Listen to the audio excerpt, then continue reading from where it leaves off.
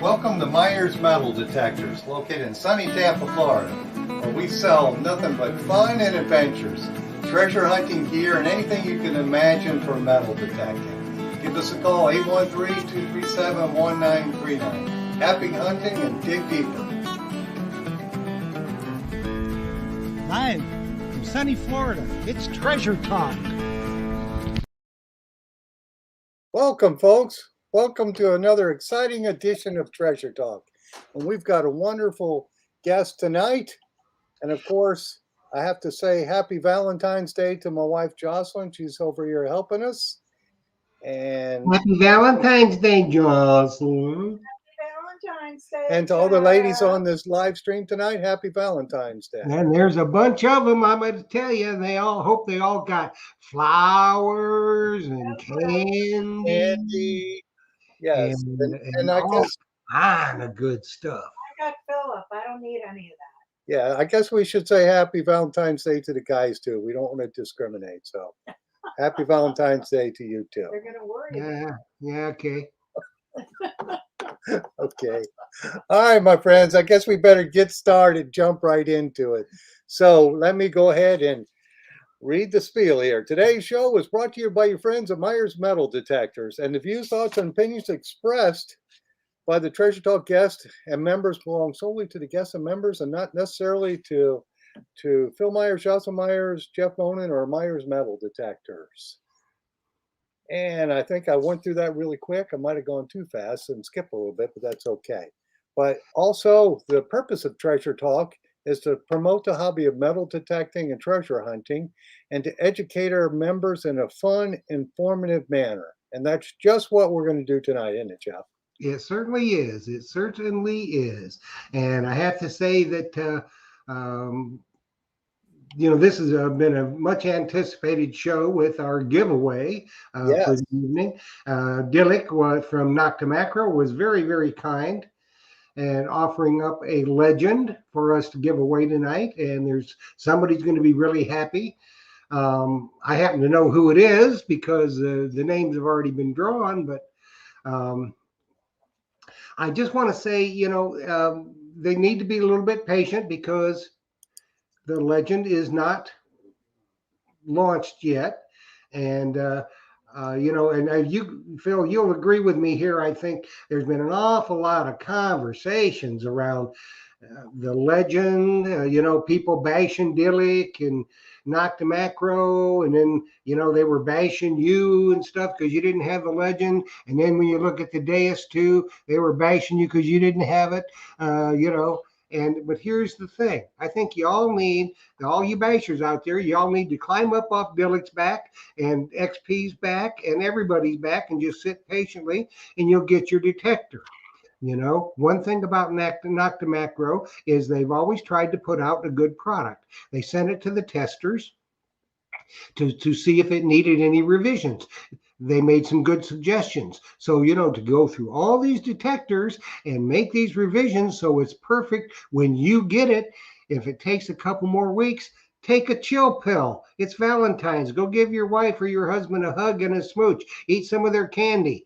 You'll get your detector in a couple weeks, But don't eat none of Phil's candy because he'll get you. Yes, I will. So, that's one thing I'd like to say real quick, Jeff, before we bring our guest on. With the legend and with other detectors, you got to let the manufacturers get it done right. Because I've seen a bad rollout and that company's no longer in business. Yep. So it's important that it's done right the first time. So you're not sending your detector back and having them update it or do something to it. So I say let them get it done. And the manufacturers I deal with, Deus and Knock to Macro, excellent companies. They have good products, and the new one is going to be just as good. Yeah. So, they need to just take a chill pill, and it's only going to be a matter of a couple more weeks. And, half of them that are, doing all the bashing, they're in 5 feet of snow, and it's minus 20 degrees. So what are they going to do, Yes. They test garden in their living room? I mean, come on. They'll do air tests. That's or right. if they can go to the beach it's mighty cold there because I've been watching some videos of people using detectors up north and doing the beach test with the new dais, and it was pretty impressive. I hope it does the same down here because it looked pretty good. So we'll see. And I know you're going to have yours next week, so you'll do the unboxing, and hopefully you'll be able to give us some input on it. I should have it in a couple of days, but I Yes. did see somebody on Facebook, I don't know who it is, that says your volume is really low tonight. My You can hardly volume? hear you. My volume or yours? Sounds loud here. I don't know if that's my volume or Well, somebody was just saying what about the this was. am I still there, Jeff? I hope. Yeah, you're still here. Okay. You're All right, loud, cool. Jack. So Fine. Maybe it's just Facebook. yeah, it might be. Might be Facebook. Yes, it might be. So hopefully they'll give us that comment and let us know. Somebody else on Facebook says volume is fine. Yeah, So Yeah, it can be different on each computer or streaming device, but hopefully we got it good. I did want to remind folks before we bring our guests on that the Metal Detecting Club here in Tampa meets Tuesday night, and our speaker is Steve Warner, and he's written the book, The Second Battle of Cabin Creek. So that should be an interesting guest that we have there. It's Tuesday night, and you could go to wsas.club on Facebook and the internet and pull up the address and all the information on that. So I just wanted to get that out there because I'm a big supporter of clubs, and they'll have a good time. And yes, my friend Joe Busy will be there too. So hope to see you there. Anyway, I'm ready when you are, Jeff. all righty. So everybody, y'all know this dude. He is a really good friend of ours, a very, very knowledgeable detectorist. He's got a whole group of guys that he hunts with regularly, and it won't be long, and you'll be seeing them on Treasure Tales. The whole group will be together. So that ought to be a hootenanny and a half. That'll be on Treasure Tales coming up in another month or so. So he was kind enough to join us tonight to he was a tester on the Legend, so maybe we'll get some good information here. So let's bring on our good friend Jason Bazuki, the Quarter Hoarder. Hey, what's going on, guys? Hey, Jason, can you hear us okay? I can hear you. It's a little quiet on my end, too, but I can manage through. Okay. I wanted to ask you, Jeff, you kept saying people should take a chill pill. I think they're over the counter, too, so don't be shy on going picking some up. That's right. Send them out. You don't need a prescription. I mean, you can get a rosé chill pill, a Cabernet chill pill, a Budweiser chill pill, some kind of chill pill. Just take the chill pill and get up off Dillick's back. She don't deserve the bashing that I've seen her have to take. It's just not fair. Welcome to the internet, Jeff. Yeah, I know. Yes. I know. Just and and Phil's getting it too. And it's how what can Phil possibly do? There's not. I see it. I don't get involved in any of the internet drama because it's a no-win situation. We live in a world now, Jeff, where everything is instant gratification. You want food, you call Grubhub, it's there. You want a new stovetop stove, you buy on Amazon, it's there the next day, if not the same day. Yeah. So people have become impatient. And you're right, you got to sit back and just kind of wait. We're all human beings. Do you think there's anybody in this whole equation that doesn't want to get the machines out and in your hands? It's life, so what are you going to do? You just got to wait. And like I said, half of them are buried in snow and it's 50 below zero. So what are they going to do anyway? Right. So, but I understand, they want it, and I'm glad they want it. It should be an awesome machine doing the best hobby in the world, and it's coming. You just got to hang tough. Yep. It won't be that long. Maybe 2 weeks tops, probably. Don't even put a date out there, Jeff. I don't know. What's the matter with you? Yeah, don't. It'll be this year. It'll be this year. I tried to tell people because I have it on my website. Say, listen, I've had it on there for a month or two. I said, don't buy them yet because I don't want you to get mad at me when it doesn't come in, when they think it will. Because there's so many factors involved in getting products from Turkey here. It is, especially with COVID and all types of disruptions. So I always tell them, don't buy it. Wait till I tell you online here that we've got it, and then do it. by all Yeah, means. I'm sure no one's more willing to get it out than the company is, but they Yeah. want to make sure it's right. And I give them a lot of respect for that. Why rush through and then it's not as good as it could be? Right. And then have to take it back and have people, rah, rah, rah, rah, rah, rah, rah, rah, it just Absolutely. it's not worth it.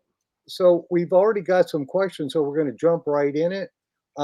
Jason, for the folks who don't know, because we've got one question already, where are you located at? And also tell us how long you've been metal detecting and what the temperature is where you're at. What's he drinking? Well, in my house, it's about 72 degrees. I like it comfortable.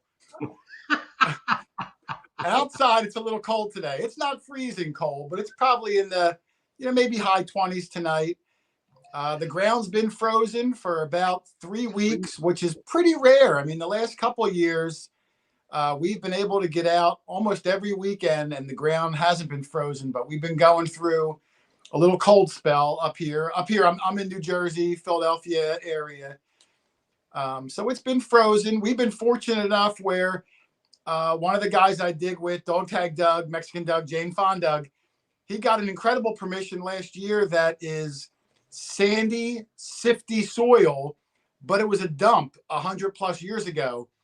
And we've been there maybe a dozen times, which is very rare for us. Usually we're one spot, we stick and we move to the next spot.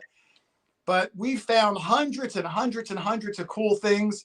I've put out at least a dozen videos. I call the place the field of 1,000 holes because we've literally dug probably 1,000 cool things out of there. So we've been fortunate where when 90% of the ground's been frozen, this field, because of the soil, has remained soft enough that we can get a shovel in the ground. Awesome. So right now you're frozen, but that field isn't. So that's pretty cool. And by this weekend, I looked at the forecast. I see I think one day, like Thursday, it's supposed to hit almost 70. So I think this weekend we're going to be in business. Yeah. Yeah, that's what it's been during the day here. I think it was close to 70. And now it's probably 60 outside. So Well, you're living on the equator, Phil. I'm up north and it's cold up here. well, I grew up just a little south of you in Baltimore County. So Oh, okay. Yeah. yeah, so I know the weather up there. It can actually get hotter than it does here. Well, that's got to be rare because it's usually, maybe in the summer, it's terrible. Yeah, the humidity was high around Chesapeake Bay, and it got really hot sometimes. Yeah, it can be hot, and then you get a lot of smoggy heat from the city coming over. And Right. there's been some rough days where we were sweating like pigs in a total stranger's backyard. You just feel disgusting. Yeah, when it gets 90 degrees here, we're guaranteed for a rain shower. So Every day. Yes, for sure, every day for at least a half hour. In the summertime, you can almost set your clock by it about 1:30 or 2 o'clock. It's rolling through. So I guess I've got some questions from Ivy Neal. He's saying, ask Jason to talk about his Amphibio settings. Well, my Amphibio settings, my Amphibio's over there, actually. I just got it back not long ago. I had to go get a battery replacement. Geez, I like that. I like a lot of the settings on it. I usually run it in 4-tone. I like 3 tones on most machines. It just makes it simple. But I like to isolate nickels and make nickels a high tone so that they really stand out. So I usually run it in 4-tone. I run that iStat at 0. I find it gives an interesting attenuation to your tone. So in some settings, I'll actually move it up to like 3 or 4. It'll hang on to deep targets and drag the sound out so you don't miss it as easy. But depending on where we are, I usually run it in 0. I put all custom tones on, all custom tone ranges. So it would be a big rigmarole for me to go through everything, and I'd bore the 99% of people that don't use it. Right. But whoever it is, have them email me directly, and I'll help them set it up like mine. I thought it worked really efficiently. Mm-hmm. Now, Jeff said you were a tester on the Legend. I was. Dealic sent one out to me right off of the engineer's bench. Now, we're not allowed to talk about it too much because Oh. it was a prototype, and Okay. they wanted feedback. They wanted to, if there were positive changes or additions they could do, they wanted that feedback. So, if I talk about it, Yeah. ultimately the machine that you get might be different because they're changing things up. But, I put one video out on it. I tried to keep it pretty surface. I didn't really go into the settings or anything too much. I just wanted people to be able to hear it, see it, hear the tones, check out the ferro check on the screen. I thought it was a really good machine. And, I'm not one of those guys, Phil, who are like, this machine's the best and this machine's junk. I think use whatever machine you want. Go enjoy the hobby. But any new machine is good for everybody. It creates the other companies to want to do better. Right. Because they don't want to fall behind. So any new machine, I don't push one over the other, but I do think ultimately it's going to rival that Equinox, which is good. It's a good thing to have competition at that higher level. Absolutely. And if they can rival it with performance at a cheaper price, like the Simplex did with the Vanquish, they're really going to get a good foothold. And, time will tell. Yeah, absolutely. The consumer always wins when you have companies Absolutely. competing with each other. And now we've got the Legend, of course, coming out, and Day is coming out. They're going to be the real high-end one, I guess. And Legend will be for the people. Whoa, what happened to me? Am I still here? Yeah, you're here. I hear you. Oh, my screen went away. I hit the keyboard. Better not do that. I got a You're wireless. fidgeting too much. It's that candy. It's got you jumpy. Got me All that candy. too much chocolate. Oh, but anyway, the consumer will get all the benefits of this. So I'm excited about it because I know the Simplex, that's been a hot seller and people like that. But here in Florida, you want that multi-frequency so you can hunt the beaches a little easier. Yeah, that's the big buzzword, that multi-frequency. It's great. And, like I said, it should be out soon. Everyone's seen Note to Macros products. They don't put out junk. They put out quality stuff, and they want it to have every bell and whistle and enhancement possible. And, just like the rest of us, it's trying times. Like you said, they're struggling. It's hard to get parts. It's hard to ship. They have their own, little issues with, within the country. Give them some break. Believe me, no one's probably under more pressure than they are. Oh, So, absolutely. it'll be out when it's out. Absolutely. I got a question off YouTube from Nickel Hoarder. He wants to know what happened to That's your copyright infringement. What was the question, Jeff? He wants to know what happened to Jason's lucky hat. Well, I had one hat. It was my lucky hat, and I got a new puppy about a year ago, and you know how puppies are. He ate it. So I had to get a new lucky hat. I'm very suspicious, Jeff. If I have a lucky hat, I got to wear it every week. If I have a lucky shirt, I got to wear it every week. I have lucky superstitions that I do, and I got to do it every week. So, yeah, like when the dog ate my hat, I was like, uh-oh, I hope I can, find some stuff. Now you got I to managed to get through. Now you got to take the dog with you every time you go on a hunt. Yeah. I had a lucky shirt for a long time, and my buddy Doug bought it for me. And I threw it in the wash in the dryer, and it shrunk up, and it was like a crop top on me. And, I'm sexy, Jeff. I'm not that sexy to be wearing a crop top out in the farm field. That's my theme song. I'm too sexy for my shirt. Now, forget that. So I had to get a new lucky shirt, and goofy things like that irritate me because I'm like, man, that's my lucky shirt. You know what I mean? I know. So, Jason, one of our people had asked, they said you were using a Knox when your Amphibio was in for repair. What was it in for? The battery? Yeah, I mean, I had it for a good 2 years. The battery didn't hold a charge for as long as it used to. Okay. I was overriding it with an external battery pack, but, it adds extra weight. Right. Anything you use that has a rechargeable battery, eventually it's not going to charge as much. So no big deal. I sent it into, the Note to Macro service center in Missouri, and, they put a new battery in. But yeah, I tried another machine. I still go out, this is the hobby I love. And, you know, I get a lot of emails from people. I get a lot of questions. People want advice. So I need to swing all different machines so I can help them navigate the waters of, you know, should I get this? Should I get that? I want a water hunt. Does this machine work? Does that? So, you know, there are certain machines I like, but I'm certainly not a guy who's like, oh, I swing this machine, so I can't touch this machine. You know, that's ridiculous. So what did you think of the Equinox?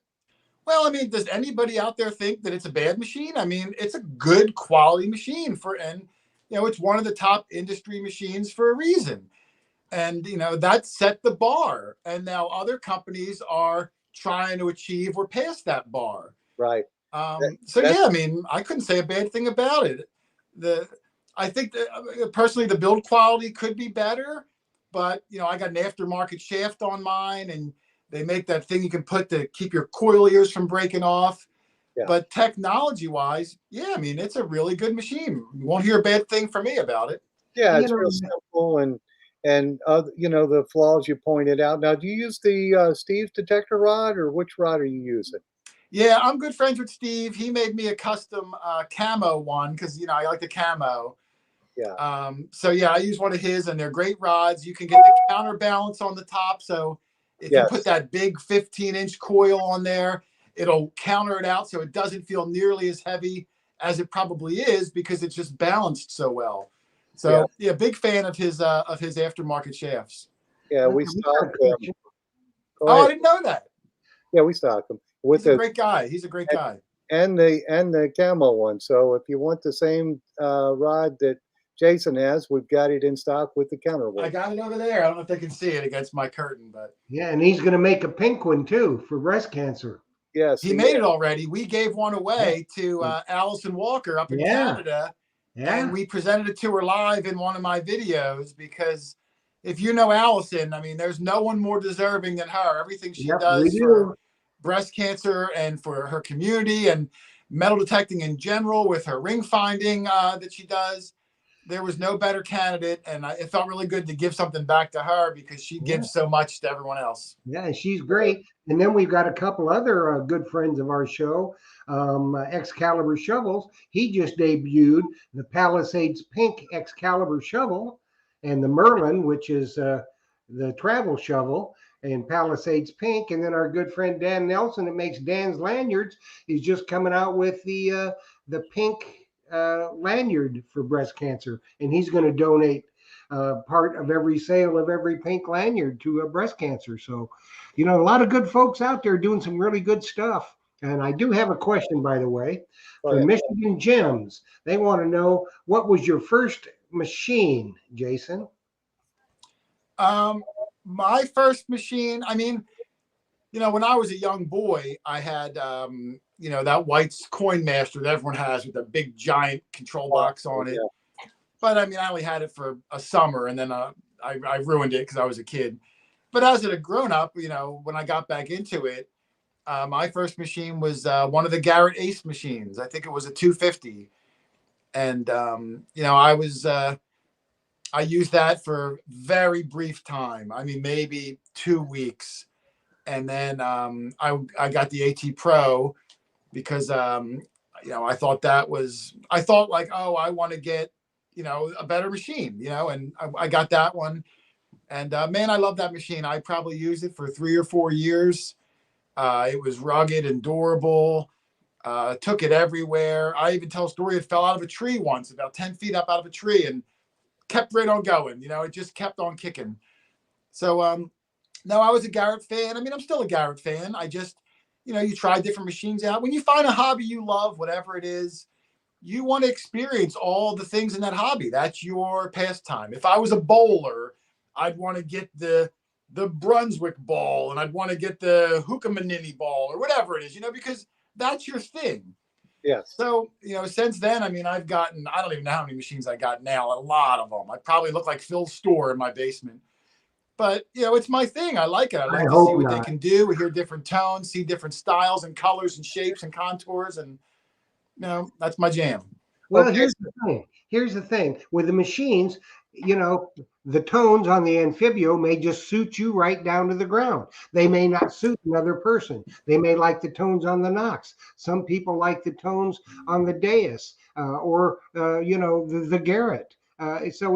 Everybody is an individual, and their ear hears things a certain way. So get the machine that you like the best. Right. Absolutely. Or get more than one machine, and then you don't have to Right. choose. Right. Yeah, buy about 4 or 5 of them from Phil. He's got them in stock. Get There you a go. different detector for each day of the week. That's Yeah. right. So I have to ask, what was the detector doing 10 feet in the tree? I used to go out by myself to detecting before I met all the guys that I go with now. And I was way back in the woods. Cell phones weren't as commonplace, or at least they weren't as good. So I didn't really get a good GPS signal. And I got lost. I mean, New Jersey's not like Alaska, but you can still walk a mile or two into the woods and not know which way to go. So, I wanted to climb up a tree and look around to get above the canopy. And I slung the detector over my shoulder. It was keep it on a strap, and it fell off the strap and tumbled down, out of the tree. Okay. I just had to ask that one. Let me keep going down my list here. And this one is from Mike Mayo. And he says, do you have any plans to do any more live streams? You haven't done one in a while. That's quite a question, because I was just talking to Doug. Dog Tag Doug is my main partner. Me and Doug go everywhere together. And I said, Doug, we haven't done a live stream in like 2 years. What do you think about doing one? And, we could answer a lot of questions that, are constantly coming in the comments and all that. And maybe go over, some of the history for people that don't know the jokes and the backdoor things we do. So I think there's going to be one coming up, the first one in a couple of years. Just trying to coordinate, getting the guys together, finding the right time. I got to make sure I'm comfortable with the software. You don't want to be a flop. These things aren't held together with, bubble gum and duct tape. You see how difficult it can be. It so is. If I put it out there, I want to make sure it's good, it works, I don't have any problems. So I think it'll be coming hopefully within the next month or two. Awesome. Well, my friend Gary Gross just commented. He said he tells his wife he needs multiple detectors, but it's not working. So, whatever the detector cost, I usually cut that price in half and then minus $100, and that's what I told my wife I paid. He does the same thing. Oh yeah, you can never have too many detectors. And I always tell people, get a detector specific for the type of hunting you're going to do the most of, if you can only get one, or get a multi-purpose detector that you could go anywhere. And it sounds like the Legend is going to fit that bill really well, especially the 2-coil version. Because I always like to use a smaller coil. How do you feel about your coils? I change coils a lot. I mean, every machine I own, I try to get a small coil and a large coil. I love them both for different reasons. When we go in the big open farm fields, I want to put the biggest coil on I can put on, Phil. I mean, 15, 17 inches, whatever's available, because I want to cover a lot of ground, Right. And then when we do houses and areas that are trashy, I have a small coil I like to put on and try to fight through the junk and hear the good signals, or get up real close to a fence and not, be able to still use the machine. So I'm a big fan of multiple coils. I usually wind up picking them up for all my machines anyway. Yeah. So it's nice they do offer a package that's all encompassing like that. Yeah, it is. It's real nice. Now, on your Amphibio, what is your small coil size that you run on it? I actually have 5 coils for the Amphibio. Okay. Nokta has such a big selection of coils for the Amphibio, which I believe all of them also work on their old Cruiser. Right. So, they're compatible that way. I have the real small one. I don't know the model numbers, but the real small ovular one, which is a little too small for me. I just don't feel like I'm crawling like a baby. Right. So the next size up, which might be like a 6x8 or something like that, that's usually the small one I'll put on, and it's oblong. I like oblong coils because round coils I find just aren't as practical for the way I swing. I like to do a big open swing left to right. So a round coil doesn't really help me achieve any more ground because I'm going the full distance anyway. But elongated coil, now I cover that head to toe more, and then I can take a half a step and go back. And it's also much easier to pinpoint with an ovular coil because you can do a tight wiggle up and just wait for it to hit the very tip and then go the other direction, and right where it's at. You don't even have to push that pinpoint button. Where a round coil, it's just harder to tell where your target might be, especially when it's deep. Yes. So whenever there's a selection of a round or the ovular shaped coils, I think is that called a concentric coil, I believe?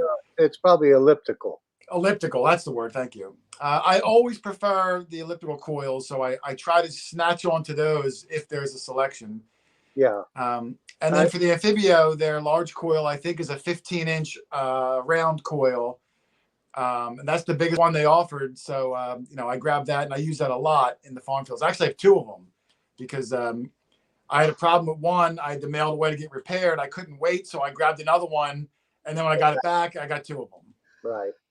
Yeah, I use the elliptical coil a lot, 5x10 or 10x5, they might call it. And then I know the Simplex, they had a special where there was a 10x5 coil with it for Christmas, but that's over now. But that was good special. With and what a hot coil that was. I think it was the SP24 was the model number on that, and they were including it with the Simplex around Christmas time. And I'll tell you what, I've used that coil. It gets incredibly impressive depth for its small size. You could leave that on full time and you do really well with it. And it cuts down on weight if people have a bad shoulder or elbow.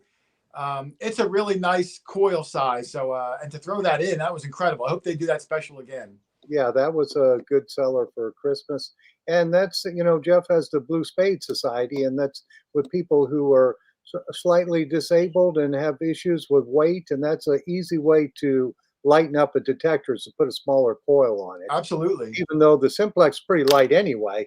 But, that was an easy way to do it and make your hunt easier when you have different issues you have to deal with. Well, I got another. Allie wants to know, Jason, what coil are you going to use with your new Legend? Well, I haven't thought about it yet. I guess when I was testing it, they only gave us the one coil, which I'm assuming will be the stock coil. I think it was like an 11-inch coil. I didn't measure it. Mm-hmm. When we were testing them, there was no booklet. There was nothing to go over the specs because it hasn't been written yet, or wasn't at the time. So, I'll use the stock coil. I'm not opposed to a stock coil, but it depends on, like I said, where we are. I'm not going to put a little coil on if I'm in a 100-acre farm field. And I'm not going to put a big giant coil on if I'm detecting in a dump. So it really depends on what spot we're at that dictates what coil I'll use. But it's nice to have the selection. If I'm taking, one of the machines with me, I usually pack both of the other coils in a big duffel bag along with everything I bring. I always bring an extra pinpointer. I bring an extra machine in case something happens to one. You don't want to drive 2.5 hours and if you have an equipment issue while you're dead in the water. So I bring spares of everything so I can enjoy the day and I'll deal with problems later. And, always bring the extra machines because you never know. It can be working perfectly on Friday and then you go out on Saturday and some spirit has gotten into it and something happens. You just don't know, so always bring backup stuff. Always. And I'll tell you what, Jeff, even more than that is I can't tell you how many places we've gone to and tried to get permission. And if the homeowner's reluctant, you say, hey, I got an extra machine. I'll show you how to do it. Come on out and join us. And that opened the door. So, why not? I throw it in the back seat. And if I need to utilize that, I gear them all up, give them a pinpointer, give them a shovel, and they're right out there with us. Yeah, and here's the thing: if you're going door knocking, you don't know where you're going to get a permission. So if all you got is a big giant coil and you're hunting somebody's yard, there are going to be a lot of really good places there that you're not going to be able to get that coil in. So if you're carrying another smaller coil, bing, there you go. You're in like a burglar through the upstairs window. That's where burgers go. Sometimes. Okay. Well, since we're talking to coils, we got a question from Tom Becker. He's asking, have you compared the new Knox Coil Tech 10x5 to their 6-inch coil? Have you used either I one of them? haven't used any of the coil techs on the Equinox, so I couldn't answer any of those questions. They were real high demand. They were hard to get. I'm saying maybe, They still I are. don't know, 3-4 months ago. So I didn't even inquire about them. Maybe they're better now, Phil. You would know if they're still hard to get or No, not. I no. just, I don't have any experience with them, so I couldn't answer anything. Have you used the 6-inch on your Equinox? The little hockey puck one, I Yeah. did that. It's too small for me. I guess when I say a little coil, I want it to be small, but that one is so small. I just feel like I'm going to get out of the car and 8 hours later, I only moved 5 feet from the car. You know what I mean? I'm so tall. I'm a big guy, Phil. I'm really tall. I'm big. So that little coil on, it looks like I have an Oreo cookie on the end of a toothbrush. And I just feel like, man, I'm never going to get anywhere. So I want a small enough coil, but still I want it big enough where at least I can take a quarter of a step forward, with each pass. And the 6-inch one just doesn't work for me. It's too small. Absolutely. All righty.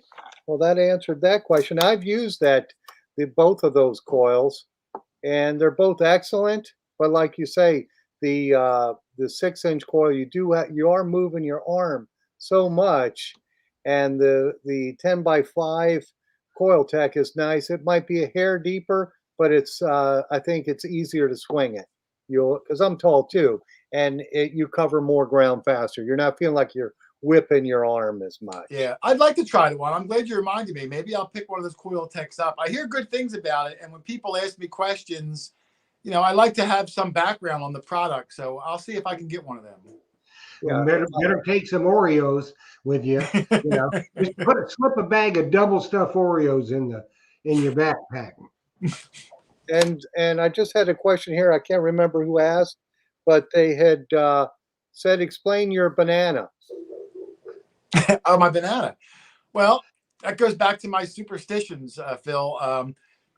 Earlier years back in my detecting life, like I said, I went by myself, and I would get hungry. You're out there all day, and I was in the woods, and I used to bring bananas with me. I still do, because your hands are all dirty and muddy, and I don't want to grab a ham sandwich.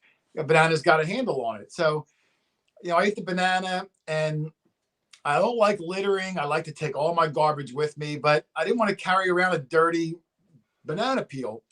So I figured I'll bury it in the ground. It's all natural, right? It's a banana peel. And my next hole was a barber quarter. And then the hole after that was another barber quarter. So, I said, you know what? Maybe the ground was just so thankful that I gave it something. It gave me something in return. So I've been burying a banana every single hunt ever since. It's superstition. If it works, you got to keep doing it. Hey, if you score 100 points wearing purple underwear, guess what, Phil? Next game, you're going to wear those purple underwear. Yes, I am. All right. So we have another question. This one's from IB Neal, and he says, "Ask Jason if he feels like the Amphibious Shafts seem short, or are you using an extended shaft?" Yeah, I do use the extended shaft. I mean, like I said, I'm tall, you're tall. It depends on how tall you are. It does extend out far, but I had to extend it so far out, it was nearing the end of the shaft, and I was sensing some wobble. So, they do make the extended shaft. I picked that up. It probably gave me an extra, I don't know, 10 inches of length, 8 inches of length. So that's what I use now, the extended shaft on that, and it solved the problem perfectly.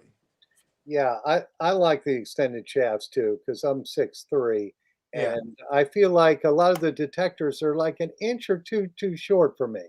Yeah, they're right at the cusp, and for it to be comfortable, you're at the max extension, and then you feel a little bit of wobble, and nobody wants to feel wobble. So, yeah, the extended staff on that Amphibio was great, and it was cheap too. I mean, it wasn't like an expensive part. Yeah, I think I know for the Simplex they have a extended one. I don't know if it's the same or not. I know I have that one in stock, and I think it's right around $29. Yeah, it's in the 20s, low 30s. I think the Simplex one's different because I think the Simplex shaft in general is not quite as robust. But I could be wrong. I don't own the extended shaft on the Simplex. I don't use that machine nearly as often as the Amphibio. And why is that? Well, the one guy I go with, Dog Tag Doug, I kind of gave him the Simplex so that he would have an extra machine with him at all times.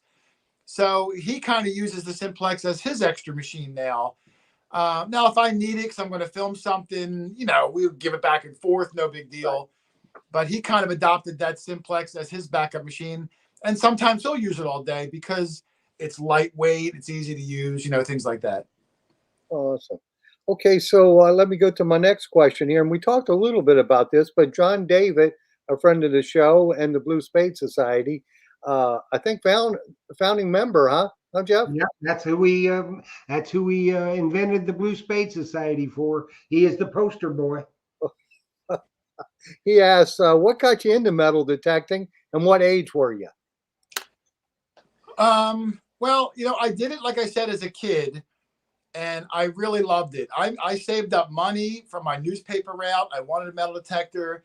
I bought one used. I found it in the newspaper. Back when I was a kid, there was no internet, none of that stuff. And I used it all summer long. I loved it. And I was a little kid, 12, 13. I left it outside overnight. It got rained on, and that was the end of it. And then I kind of forgot about it. And I guess it's been about maybe 7 years, 8 years now. My son, got to be about 10 or so years old. And I said, I'm going to get him a metal detector. I remember how much fun I had with mine. So I bought him one as one of his Christmas gifts. And he didn't know what it was or how it worked. So I put on some YouTube videos so he could see what it does.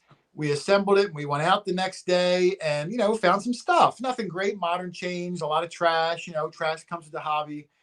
But doing that for that one day just brought back all the memories of how much I enjoyed it as a kid. So within a week or so, I bought myself one so we could go out together. And then, within 2-3 weeks, he had lost interest. He's 10 years old. It's a tough hobby for kids because, we might be out there all day, 7-8 hours, and kids just don't last that long. So he lost interest. He'll go once in a while for half an hour, but, I didn't lose interest and I kept going. And then I got better machines. And, that's how I started my YouTube channel because I was going by myself. I'd find something really good and have no one to share the moment with. You're excited. You found something amazing, an old coin, and you want to scream and show somebody, but you're all by yourself. So I pulled my phone out and I would record the find, to kind of show him later, look what you missed, and I'm commentating and all that. And I figured I'm going to throw it up on the internet. Maybe other people will find it fun because, when I was researching machines, I was stumbling across some YouTube channels and I was watching them. I thought it looked fun. So that kind of spawned me doing the YouTube thing, is just to share the excitement and the fun of the hobby with whoever cared to watch. Absolutely. And John also said, what's your go-to detector? But I guess pretty much that's the Amphibio, isn't it? The Amphibio and the Equinox, back and forth with them. And I'm hoping the Legend's going to replace it.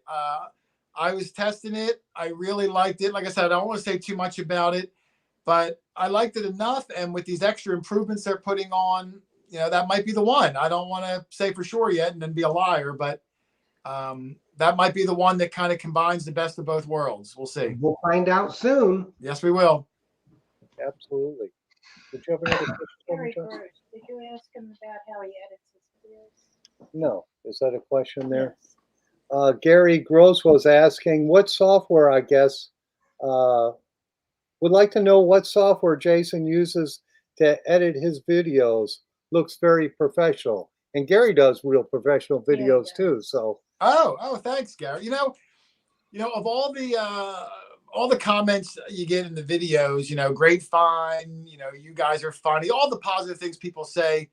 Nothing makes me feel prouder than when someone says, "Hey, you do a great job on the videos," because I didn't know anything about video editing, not one thing when I started. And, progressively over time, you try different software, you get more comfortable, you investigate every little setting and see what it does, and you test it and trial it. And, I'm not saying I'm Steven Spielberg now, but for the format of videos I put out, I've really kind of got a knack. And if I envision something that I want it to look like, I now have the know-how to make it happen. And I take a lot of pride in that. Like, that's the artistic part of doing the videos, and I really enjoy it. So I appreciate anyone even noticing things like that, because most people just assume, I hit record and then I posted it, but you have no idea. Countless hours every week. I mean, maybe 10, 15 hours go into a 20-minute video because I want it to be perfect or as close to perfect as I can get it. But I use a lot of software. I use about 5 different software packages because I'm always editing something. At night, if I come upstairs on my PC, I use Adobe Premiere. If I'm on my iPad, I use some iMovie or another one called VN, I believe it's called, which is a great free program. I use Windows Movie Maker. If I'm on my wife's laptop, I'll import a clip. Doesn't have a lot of features, but you can do a lot of basic cuts and pastes.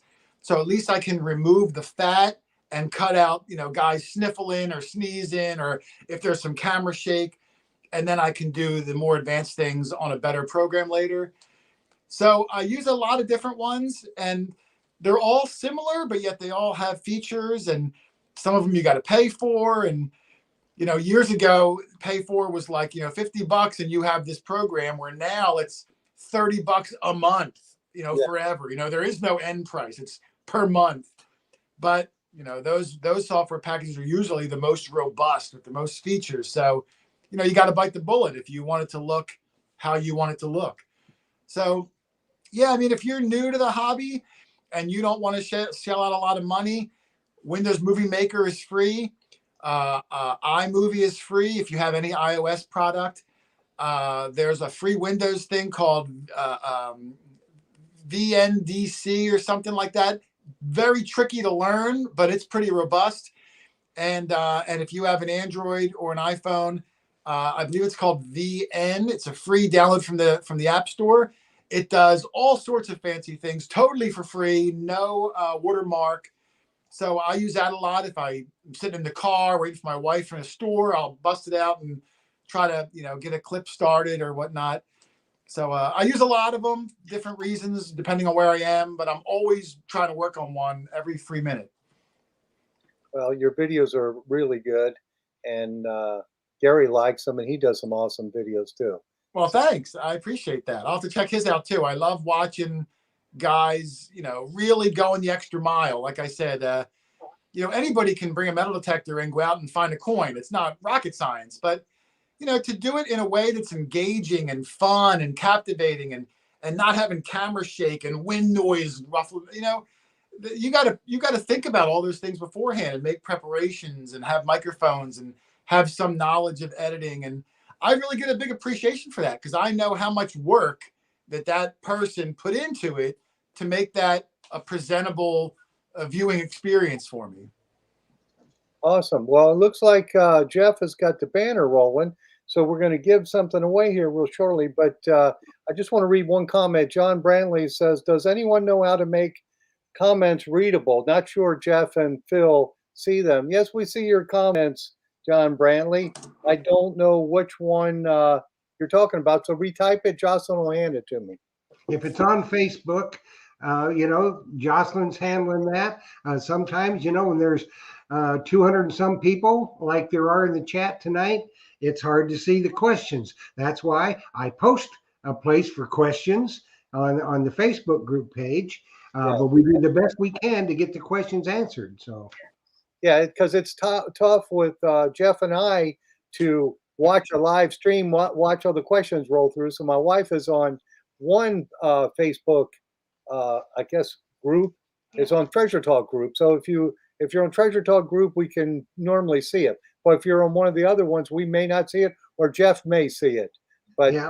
It's fun. All this technology is so much fun. Yes, it is. Some days it's funner than others. Yes, I do follow.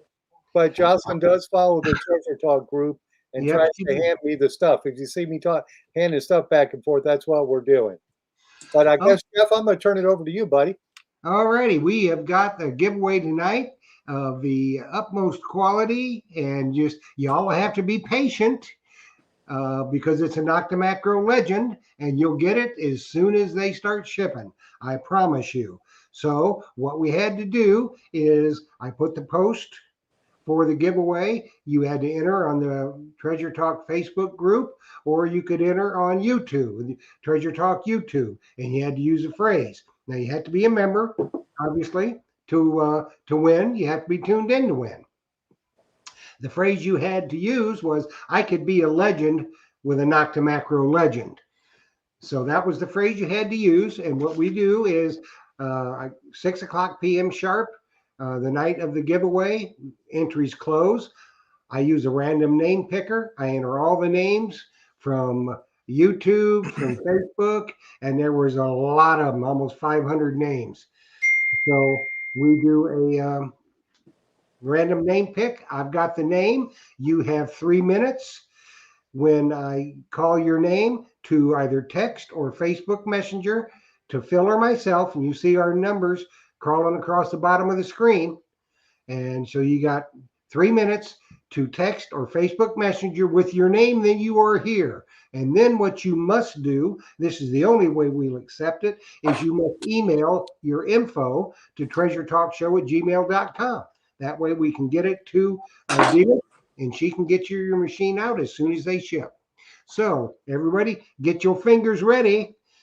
It is exactly at 7:55. Time will be up. So Jamie Holt, if you are watching tonight, you are going to be a legend with an Noctamacro legend. Awesome. It's So Jamie Holt. She's got 3 minutes to do it. Yep. And I did just get a message from someone, but I'm sure that's not her because it was before that, with an area code of 570. They're saying, "Hello, Phil. Hello to you back. I don't know who you are because I don't recognize your number. So I you got the same thing. So might want to put your name there so we know." All righty, while we're waiting for that, let's keep going down my list here. And actually, Gary Gross's question, your videos are amazing. What software are you using? And what is the average amount of time? That's what that part of the question I didn't give you, that it takes you to edit one video. It can take a while. I don't really always keep track. I probably work on each week's video at least like 2 hours a day, Monday, Tuesday, Wednesday, Thursday, Friday. We usually go out digging all day Saturday. By Sunday, I'm putting all the clips together and I'm putting in my my transitions between frames. I'm arranging the clips in the order that I want. And then I'm saving the video by Sunday night. And then Monday, I try to think of a title and I try to get an engaging thumbnail picture. I tell all the new YouTubers, I say, look, your video can be garbage, but if you have a good title and a good thumbnail, people are at least going to click on it. And then your video will either keep them there and maybe they'll come back, or they'll leave and forget you. But you got to get them in. And the only things they can see is your title and your thumbnail. So spend a lot of time on them. Make them engaging. Make them be something that someone might want to investigate.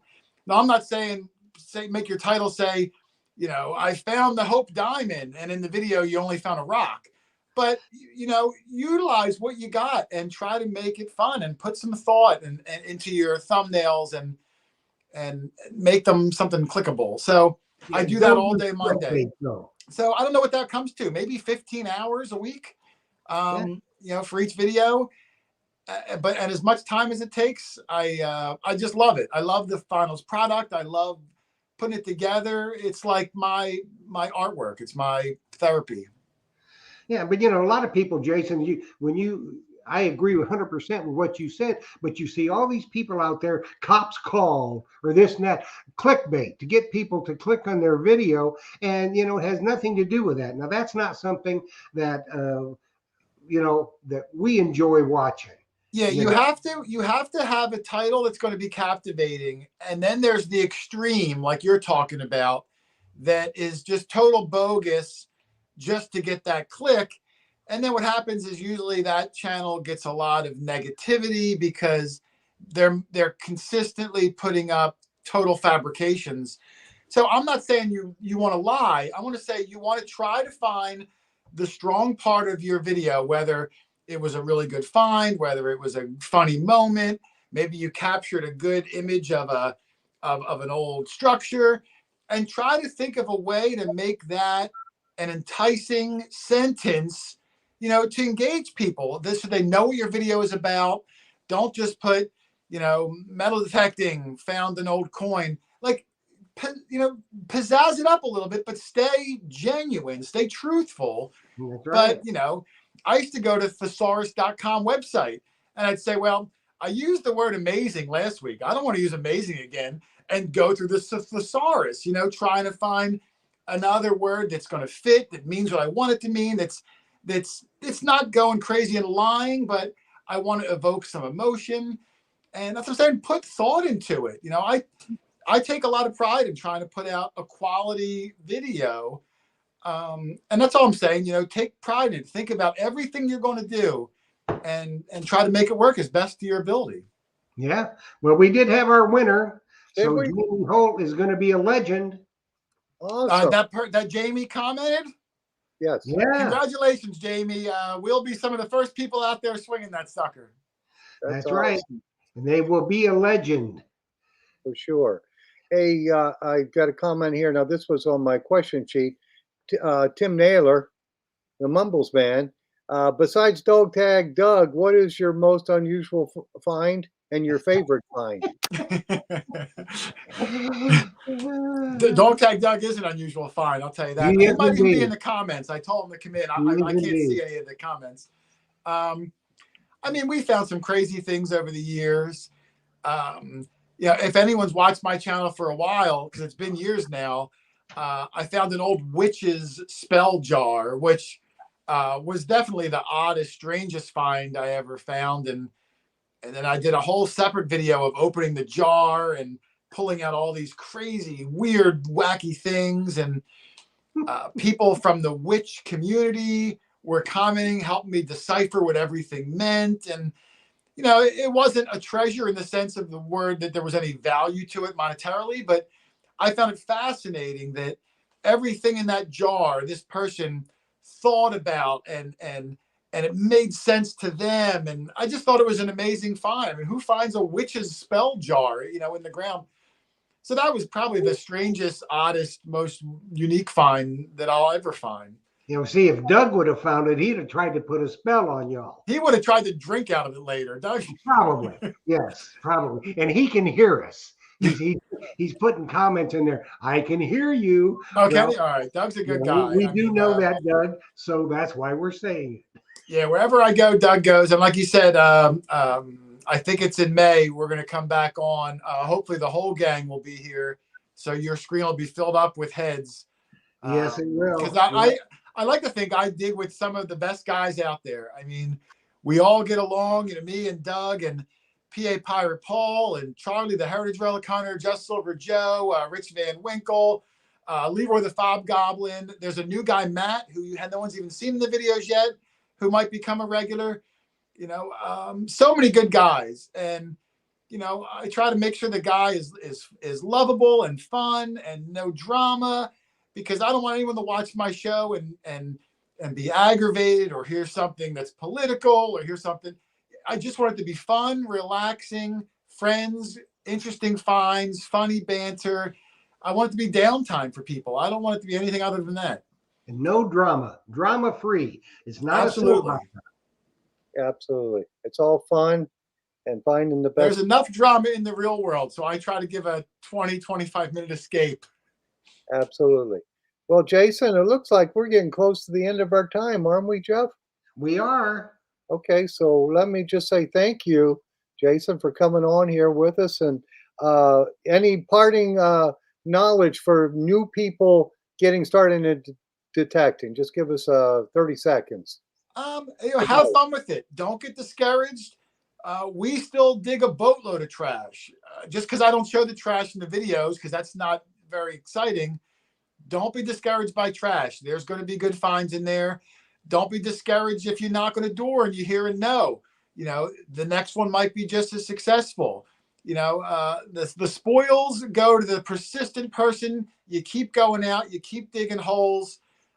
You're going to get there. You're going to find some good things in the mix. And then, of course, all the morals of the hobby: take your trash, don't leave holes, common sense things. We were out last week to a new spot, and there was dig holes open all over the place. And it's frustrating. It gives everyone in the hobby a bad name. So, don't be a slob. Pretend like you're at your own yard, wherever you are, and do the right thing. Absolutely. Have a little thing that we use for it's an insultinator. I'm blind as a bat. And it gives insults. It gives insults. I want to use that when I see people leaving holes everywhere and not doing the right thing. I want to use the insultinator.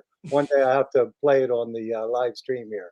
But anyway, I wanted to thank you for coming on here with us and helping us give away a legend. I thank Dalik from Naco Macro. Thank you, Jeff, and thank you, Jocelyn. Happy Valentine's Day. Oh, yeah, happy Valentine's Day. Absolutely. So I'll turn it over to you, Jeff. All righty. And we want to thank everybody. Thanks, Jocelyn, Phil, all the people that were watching, because if it wasn't for you, we wouldn't be doing this. And I want to thank Dillick. She is a tremendous individual. A more conscientious person you'll never meet. She wants it to be right. So just let's all cut her some slack and, send her nice thoughts and send her a couple of nice emails. That'd be good for a change. And Jason, I want to thank you. We're looking forward to May when you have all your buds on. That's going to be a hootenanny and a half. Yes, for sure. And we'll just have a great time. And, it just, everything's going to be good. So pretty soon the legends will be here. Jason will be swinging his. Jamie Holt will be swinging one. And you never know, I might be swinging one too. So we want to thank Jason for stopping by tonight. As always, he's one of our favorites and everybody loves him. So we want to just say thank you, Jason. You done good. Absolutely. And I'll say one parting thing here. I'm going to read this off of the Facebook I've got on my phone.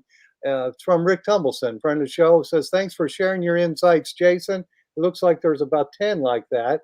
And a lot there. It goes back. Thanks, Phil, Jocelyn, and Jeff. As usual, an awesome show. So that's everybody's saying that. Well, I appreciate it. Nothing's better than kind words. And I live by that too, Phil. Treat people like you want to be treated. You'll never hear a bad word about anybody from me, and it's nice to get it back in return. Absolutely. That's right. That's right. Absolutely. All right. So we're going to end it. Thank you, and dig deeper, and happy hunting, guys. Thank you. Happy Valentine's Day too. Happy Valentine's Day to everybody. I will see you.